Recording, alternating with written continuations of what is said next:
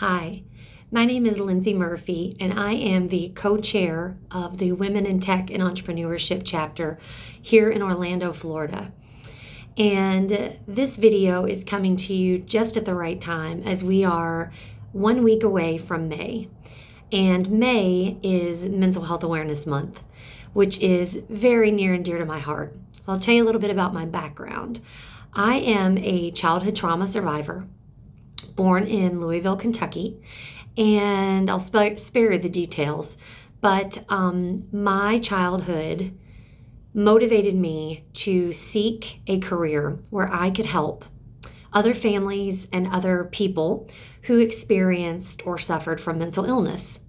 And so I am a board-certified behavior analyst with over 20 years working as a clinician as well as a leader across all diagnoses, all age ranges, and all populations or settings, inpatient and out.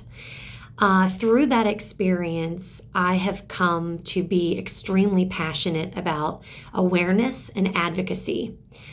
We know that still in 2024, we experience a stigma around mental health that prohibits people from getting appropriate treatment, seeking treatment at all, and an appropriate diagnosis. And what you may not know is that Florida has one of the highest rates of untreated mental illness. We are actually in the top 15 states in the US, and about 58% of individuals go untreated. Across America, 1 in 5, it's really about more like 1 in 4. 1 in 4 to 1 in 5 Americans experience a mental health condition every year. The most common is anxiety at about 20% of Americans who suffer. I'm sure you know that year after year, suicide rates are increasing. And the second leading cause of death for teens and young adults is suicide. I really believe that's because it takes on average 10 years. You heard that right. 10 years from the time somebody has symptoms to the time they get treatment, get appropriate diagnosis, and appropriate treatment. I can't even imagine the suffering. And so with that, what I'd like to do is talk to you a little bit about well-being.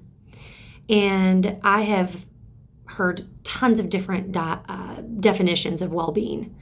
And the one for me that I've come up with that makes the most sense is well-being is the absence of suffering. And so we know that our mental health and our well-being go hand in hand. If we're struggling with our mental health, we don't have the best well-being. So what I want to encourage you today is that if you are suffering in any way, physically, emotionally, spiritually, cognitively, financially, professionally, I want to encourage you that you're not alone. And I want you to know that there are resources, and it is completely normal to experience what we all experience at some point in our lives. If you are not personally suffering, I can guarantee you a colleague, a partner, a friend, and or a loved one is. And so what can you do about it? Well, the first thing is to educate yourself and to remind yourself that you're not alone and that it is okay, because it's very normal. Again, 1 in 4, 20% of the population. Most importantly is you can know where to turn. And so there are some confidential, great resources, not only locally here in the state of Florida, but also nationally and internationally. I bet you didn't realize that you could text anytime, 24/7. You can text the word TALK, TALK, to the number 741-741, and you will be greeted via text message with a master's level counselor who will confidentially check in with you, talk to you, encourage you, and provide you resources based on what you need. I want to leave you with a couple additional resources. The 988 crisis line, which is specific to mental health and behavioral health needs. And I also want to tell you about the largest grassroots organization in the world for mental health. That's NAMI, National Alliance for Mental Illness.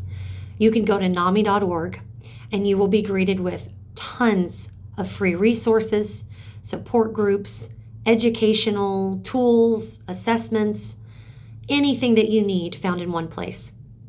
So again, I want to leave you with this. You are worthy, you are loved, and you are not alone.